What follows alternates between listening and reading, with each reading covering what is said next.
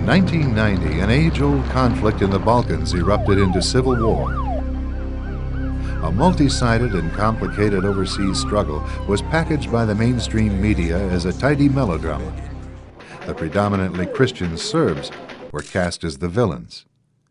A key maneuver employed to demonize them involved a photo shoot.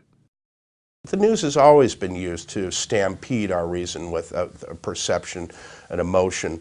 When you're talking about war, you get those heart-tugging appeals to pity in particular, and we've seen that again using images. Benjamin Works, president of the Strategic Issues Research Institute, is a military affairs analyst for Fox News and CNN. He recalls the emergency shelters set up by the Serbs to accommodate Bosnian refugees. I remember very vividly seeing tours by the camp commander showing the mess hall, showing food that, I wouldn't pay money for, but I'd gladly eat if it were free. And yet this was turned into a sensational story about concentration camps. And the propaganda twist on that came out of both the electronic media and the newspapers and very glaring covers on Time magazine and such. Judgment, an independent expose, reveals how a British film crew photographed a Bosnian emergency shelter to look like a Nazi concentration camp.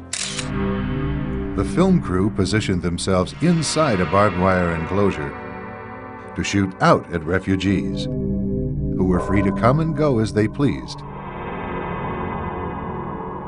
The cameras zeroed in on a refugee whose emaciated appearance was the result of a birth defect. We found that all of these allegations of a concentration camp were really frauds perpetrated by the reporters, and in fact, at least one, Roy Gutman, won a Pulitzer Prize for this kind of fabrication. And the image that helped motivate American involvement in an overseas entanglement was a total fake.